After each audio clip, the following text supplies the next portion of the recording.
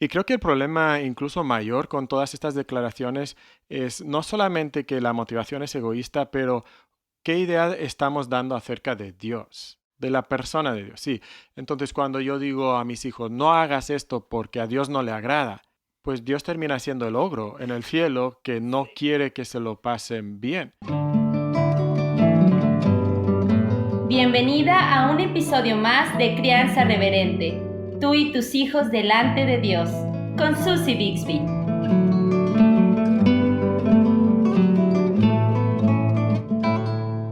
Hace un tiempo estuvimos platicando mi esposo Mateo y yo con algunos hermanos de la iglesia y surgió un tema que pensamos pudiera ser útil para los padres en general.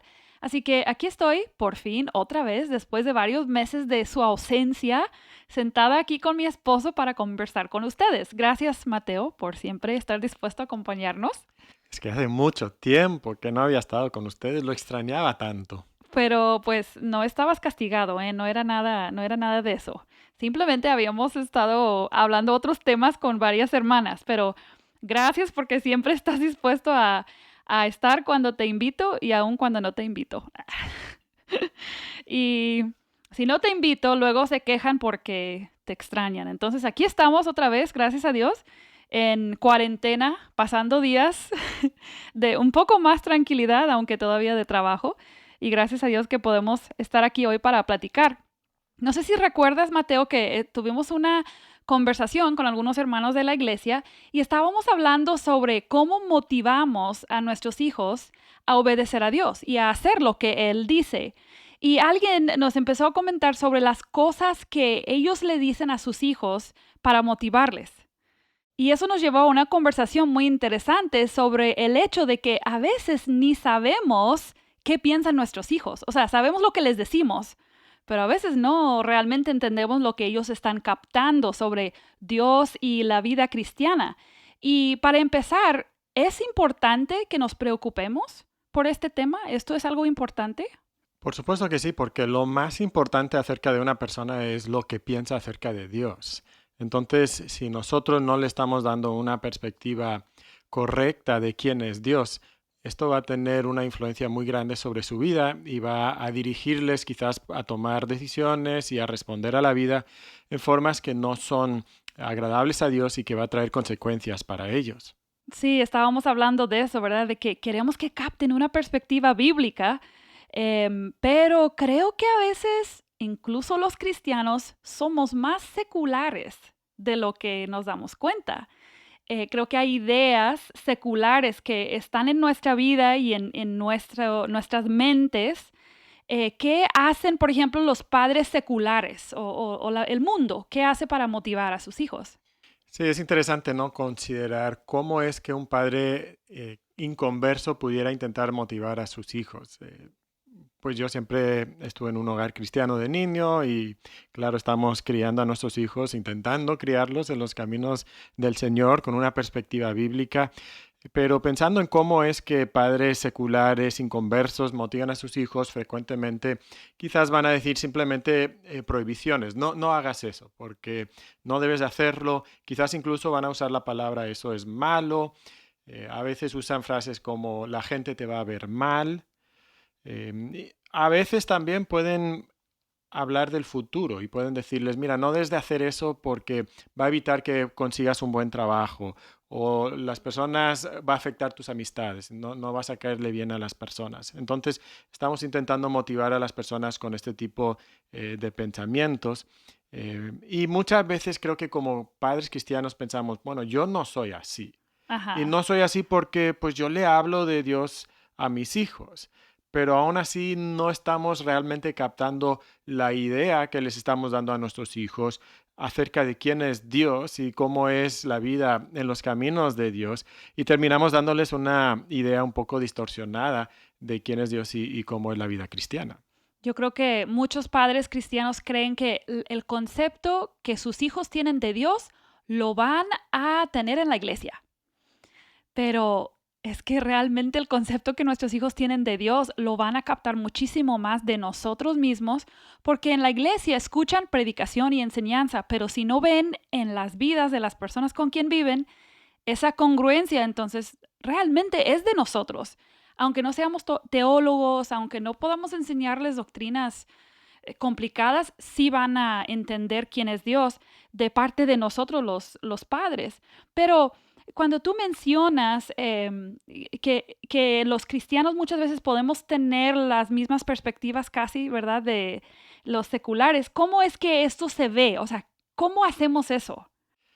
Creo que tenemos una versión un poco cristianizada de lo que hacen nuestros amigos inconversos con sus hijos, pero Sí. al fin y al cabo no es tan diferente. Nos sentimos muy diferentes porque pensamos que estamos usando frases que hablan de Dios y hablan de la palabra de Dios, pero de nuevo, si los analizamos en profundidad, no son tan diferentes. Entonces, nosotros en vez de decirle simplemente no hagas eso porque eso es malo, decimos algo así como no hagas eso porque a Dios no le agrada. Ahora, quizás tengamos toda la razón en decir que eso no le agrada a Dios, pero si solamente les decimos eso a nuestros hijos van a terminar con una perspectiva diferente acerca de Dios. Quizás podemos decirles algo así, Dios se va a enojar contigo si lo haces. O Dios Eh, te va a castigar. Dios te va a castigar. Pensando en el futuro, cómo motivamos a nuestros hijos, a veces les decimos, es que si tú haces eso, Dios no te va a bendecir. Y Ujú. otra vez, hay una verdad bíblica ahí, pero Porque la podemos, obediencia trae bendición, pero no es así, o sea, no es de esa forma. porque eso comunica la idea de que yo me gano la bendición de Dios en mi vida por medio de mi desempeño. Entonces tenemos que tener mucho cuidado con la manera en que hablamos con nuestros hijos. O sea, el mundo les dice, eh, pórtate así para que le caigas bien a la gente, para que consigas un buen trabajo y te vaya bien. Y nosotros les decimos, pórtate así para que le caigas bien a la gente, pues para Para que le caigas que bien a Dios, ajá, incluso. o sea, básicamente estamos apelando a las mismas motivaciones incorrectas, pero le metemos el nombre de Dios ahí. Claro, entonces Dios es el que te va a hacer caerle bien a la gente, Dios es el que va a hacer que te salga bien la vida, pero el enfoque sigue siendo, Egoísta. sí, mucho sobre nosotros. Y creo que el problema incluso mayor con todas estas declaraciones es no solamente que la motivación es egoísta, pero qué idea estamos dando acerca de Dios, Su persona. de la persona de Dios. Sí, entonces cuando yo digo a mis hijos, no hagas esto porque a Dios no le agrada, pues Dios termina siendo el ogro en el cielo que no Sí. quiere que se lo pasen bien. Dios está reservándose todas sus bendiciones y yo tengo que ganarme las bendiciones de Dios por mi buen desempeño. Entonces, esto no hace que Dios sea alguien cálido, alguien atractivo. Un padre amoroso. Entonces, ¿quién quiere acercarse a un ogro? Pues nadie quiere Exactamente. acercarse a un ogro. O sea, y pensándolo como de la perspectiva de padres, o sea, ¿cuál padre solo va a darle la ropa a un niño que lo necesita cuando o sea, cuando le obedece? No, o sea, los padres proveen alimento y ropa a sus hijos, aunque no le caigan bien en algunos momentos, ¿no? Porque son sus padres.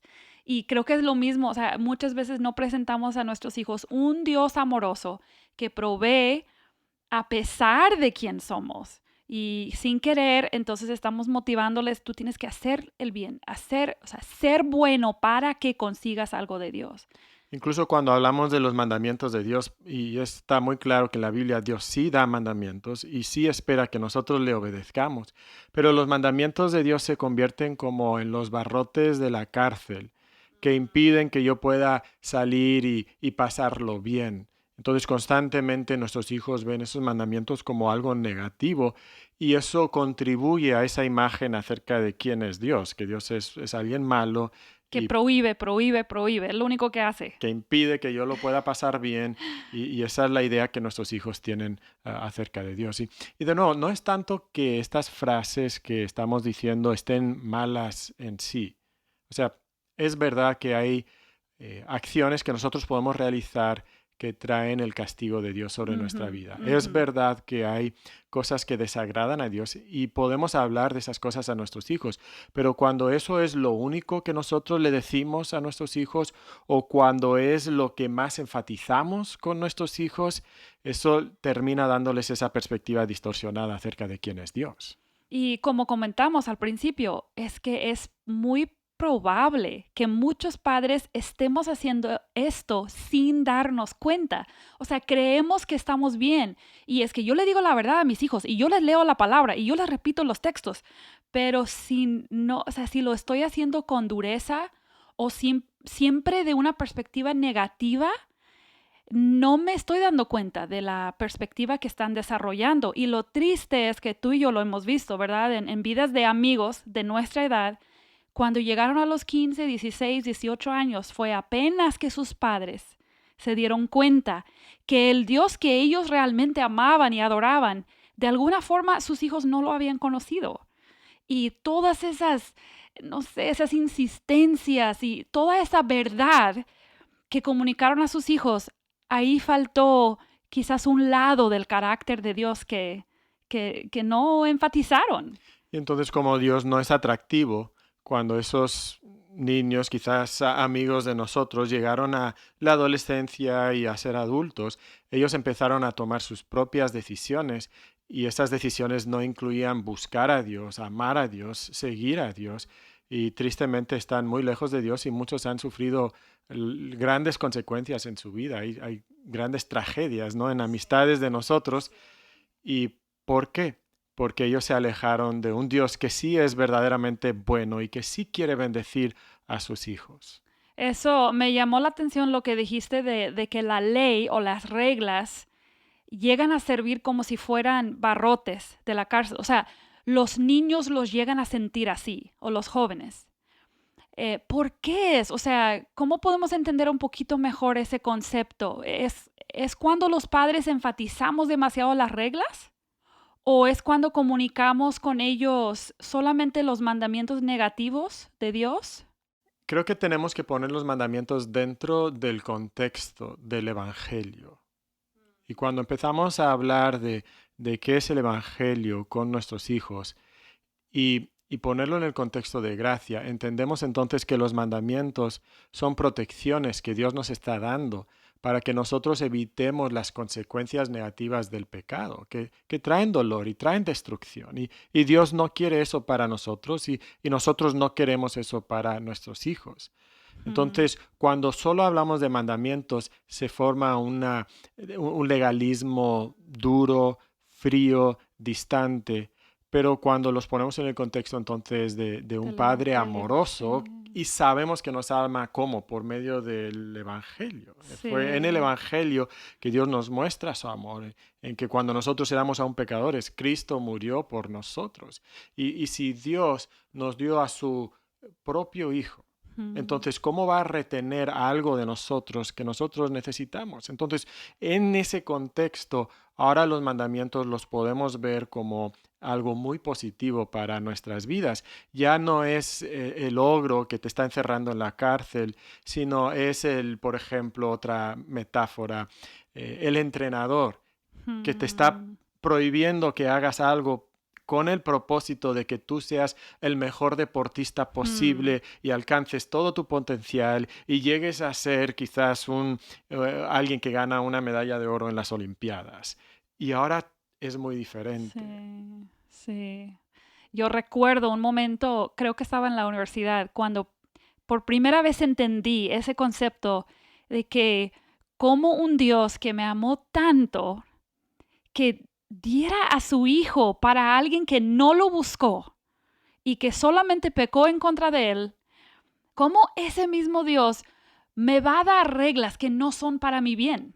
Entonces, la perspectiva cambia completamente. Todas esas prohibiciones empiezas a entender que son para tu bien. Obviamente un niño de 4 o 6 o 8 años no va a entender eso todavía, pero yo creo que la forma en que les explicamos. Yo recuerdo cuando nuestros hijos estaban en los años de primaria y primeros años de secundario y no entendían por qué no les dejamos ver, ir y hacer y participar en tantas cosas que sus compañeros. Y recuerdo preguntarles, ¿tú crees que tus compañeros disfrutan? O sea, ¿están felices por eso? Y ellos mismos reconocían que muchas veces esas cosas no satisfacían a sus compañeros. Y hablábamos de los peligros y cómo queríamos protegerles. Y creo que ese tipo de conversación tiene que suceder constantemente el amor de Dios, el amor de los padres que les pone esos límites para que entiendan mejor también el Evangelio. Entonces, ¿cómo podemos comunicarles a nuestros hijos una perspectiva correcta y atractiva de Dios y de por qué deben seguir a Dios? Bueno, creo que lo primero es algo que ya dijimos, ¿no? Esa comunicación saturada con el Evangelio, con la gracia de Dios. En la práctica, cuando nuestros hijos pecan, que ellos ven que nosotros les perdonamos, que no nos Mm, sentimos superiores a ellos y mm, que dirigimos su atención a Cristo y la obra de Cristo por ellos y el perdón que Dios les quiere otorgar, eso hace que Dios sea atractivo. También otra cosa sería constantemente hablarles de las bondades de Dios y su carácter.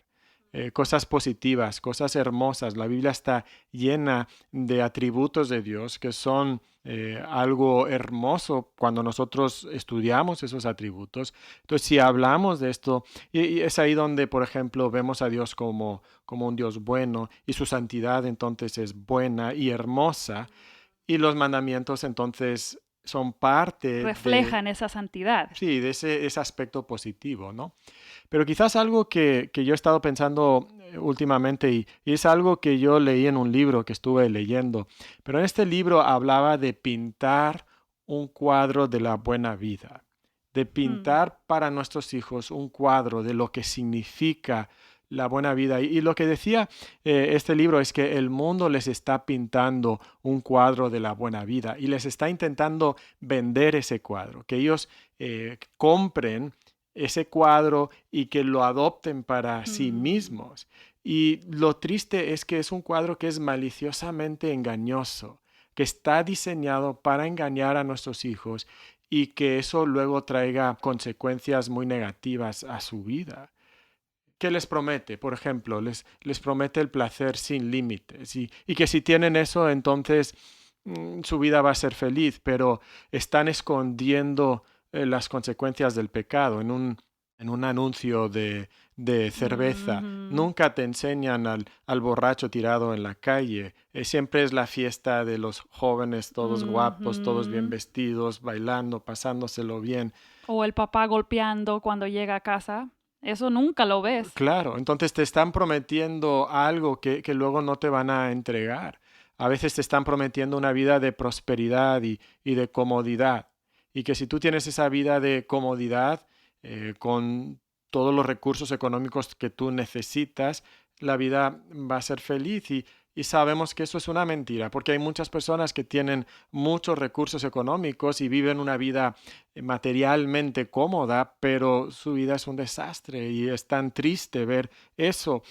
A veces hay la idea de control total, que si tú puedes vivir de cierta manera o Ujú. actuar de cierta manera, vas a evitar que cosas malas vengan a tu vida, enfermedades, envejecimiento.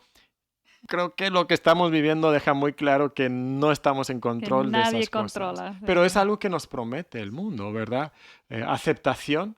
Mira, si tú te portas de esta manera, si tú vistes esta ropa, entonces vas a tener la aceptación de otras personas y eso es lo que va a traer alguna satisfacción a tu vida. Y el mundo nos está presentando este cuadro una y otra vez y nosotros tenemos que presentarles el verdadero cuadro de la buena vida, que es lo que Dios nos pinta en su palabra. Y eso yo creo que tenemos que ser agresivos en eso, porque el mundo también es agresivo en eso. Y considerar cada día cómo yo estoy presentando a Dios y a la vida cristiana a mis hijos. Creo que esto es muy importante. También creo que es importante que modelemos, ¿no? Que modelemos delante de ellos esa perspectiva de lo que realmente es ser feliz o satisfecho. Y creo que eso nos falta a muchos papás. Tendríamos que preguntarnos si nosotros quisiéramos vivir nuestra vida. Porque nuestros hijos nos están viendo y ellos Sí. se van a hacer esa pregunta. ¿Yo quiero vivir la vida de mis padres? O Y sea, si viviéramos nosotros con nosotros mismos, si sería quisiéramos, atractivo, ajá, sí, esa claro. es una buena pregunta. eh, Y si nosotros mismos no quisiéramos vivir nuestra vida, entonces, ¿qué nos hace pensar que nuestros hijos van a querer seguir nuestros caminos Mm, y vivir como nosotros estamos viviendo? Y sin duda, todos nosotros nos enfrentamos a situaciones difíciles y hay cosas que no nos gustan acerca de vivir en este mundo caído. Pero si no hay gozo, si no hay ese deleite, ese disfrute de Dios y una felicidad que no viene de nuestras circunstancias, sino que viene de nuestra relación con Dios, nuestros hijos van a observar eso y van a ver que no es muy atractiva nuestra vida. Sí se dan cuenta tan fácilmente de lo que nos hace feliz. De hecho, yo creo que a veces nuestros hijos saben mejor que nosotros lo que nos hace feliz, porque nosotros nos convencemos de que tenemos ciertas prioridades y ciertas motivaciones, pero ellos ven la vida real. Y yo estaba pensando incluso en cuánto nos quejamos y de qué nos quejamos delante de nuestros hijos. ¿Qué decimos acerca de la iglesia?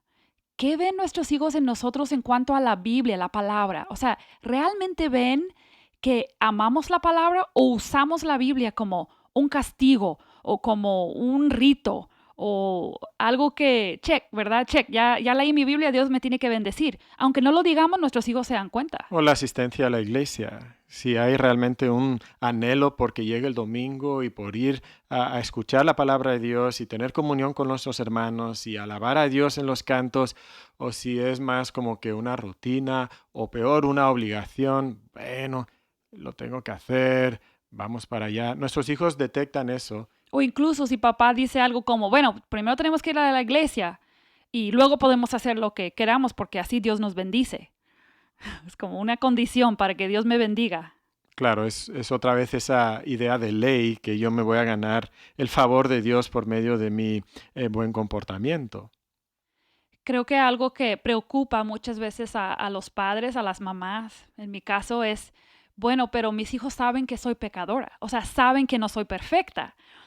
Pero yo creo que al contemplar el Evangelio y querer comunicarlo a nuestros hijos, es indispensable que ellos sepan que yo me veo como pecadora, que yo pueda pedir perdón a Dios y pedirles perdón a ellos, porque ellos son pecadores también. Entonces, si ellos ven que yo quiero como vivir en negación de que no, yo soy buena, porque así gano el favor de Dios, ellos van a hacer lo mismo. Entonces, no es para nada negativo que nuestros hijos sepan que somos pecadores, que pedimos perdón y que observen la relación restaurada que viene con ese perdón. Entonces, si peco en contra de ellos o ellos pecan en contra de mí y hay el proceso de perdón, de restauración, y ellos experimentan desde pequeños ese deleite que viene. O sea, lo hemos visto cuando nuestros hijos estaban muy pequeños, cómo ellos estaban tan infelices cuando sabían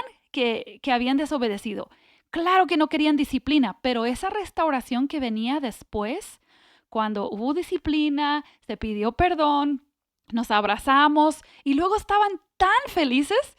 Recuerdo que salían a veces de la sesión de vara brincando y riéndose y creo que es ese alivio que siente un niño o un joven cuando experimenta eso con sus padres, los prepara para entender la relación amorosa que tiene con Dios. Y si yo soy duro con ellos cuando ellos pecan, pero luego quiero ser muy suave y blando conmigo y que ellos sean muy comprensivos con mi pecado y yo no soy comprensivo con su pecado, entonces eso va a crear dureza en ellos en contra mía y en contra de mis pecados y no van a querer ser tolerantes con mi pecado. Entonces la manera en que yo trato con el pecado de mis hijos influye mucho en cómo ellos van a tratar con mi pecado también. Entonces, pensando en aspectos de esta buena vida que queremos pintarles a nuestros hijos, creo que son esas cosas como las relaciones de paz, de intimidad. O sea, yo estaba pensando hace poco en eso, ¿cómo quiero que mis hijos anhelen tener intimidad con Dios? Y cuando lo experimentan con seres humanos de manera imperfecta, hace que lo deseen, ¿verdad? Entonces, que deseen intimidad y paz en esa relación, que amen a la iglesia, que amen la palabra. No sé si nos falta algún aspecto de esa buena vida que queremos pintarles. Sí, Dios nos promete la buena vida. Hoy mismo en el devocional, en el material que estábamos leyendo, nos llevó a leer Salmo 16:11. Me mostrarás la senda de la vida, en tu presencia hay plenitud de gozo, delicias a tu diestra para siempre. La Biblia nos promete eso, es un versículo que conocemos, pero tenemos que inculcarle eso a nuestros hijos, que entiendan que es verdad, que hay plenitud de gozo y solamente está en la presencia de Dios. En el mismo devocional nos llevó a Lucas 10, donde Marta está afanada y turbada con tantos quehaceres.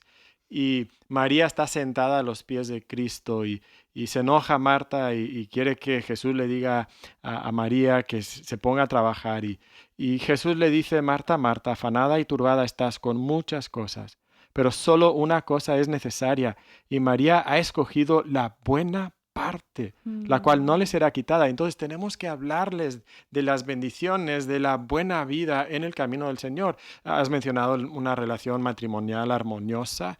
Eso es algo que el mundo no conoce y tristemente muchos cristianos tampoco, pero creo que es solamente posible como Dios lo ha diseñado si estamos obedeciendo a Dios. Entonces hablarles de eso y vivirlo delante de nuestros hijos.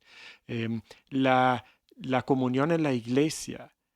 Hay algo hermoso de tener una iglesia sana, fuerte, vibrante, donde los hermanos cuidan mutuamente los unos de los otros, espiritualmente están involucrados en las vidas de otras personas. Eso es algo que solamente vas a conocer en los caminos de Dios.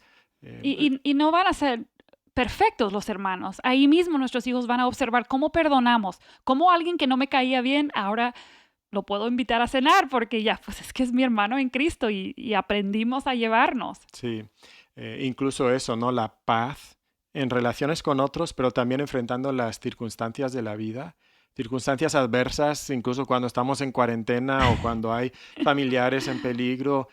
Hay una paz que viene cuando estamos caminando con Dios, en una relación íntima con Él. Es parte de la buena vida que Dios nos da, una paz que sobrepasa todo entendimiento y que el mundo no puede tener porque no están en una relación con Jesucristo. Y tenemos que hablarle a nuestros hijos de estas cosas, teniendo mucho cuidado de no dar la idea de que las delicias que están en la presencia de Dios son cosas materiales. A veces Él nos bendice con cosas materiales, pero sus bendiciones más grandes no son las bendiciones materiales, son las bendiciones espirituales, cosas que hemos mencionado, sobre todo nuestra relación con Dios y esa relación que permite que tengamos un fundamento estable y que se genere el fruto del Espíritu en nuestra vida.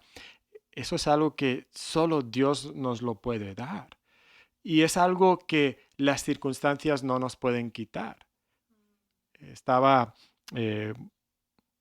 Hace unas semanas estábamos en la iglesia y fue el último culto que pudimos celebrar juntos. Antes de la cuarentena. Sí, y terminamos el culto leyendo los últimos versículos de Romanos 8, empezando con el versículo 28, que todas las cosas nos ayudan a bien. Pero algo que me llamó la atención es que ese pasaje no te promete que Dios te va a guardar de las aflicciones, sino promete que Dios te va a guardar en las aflicciones.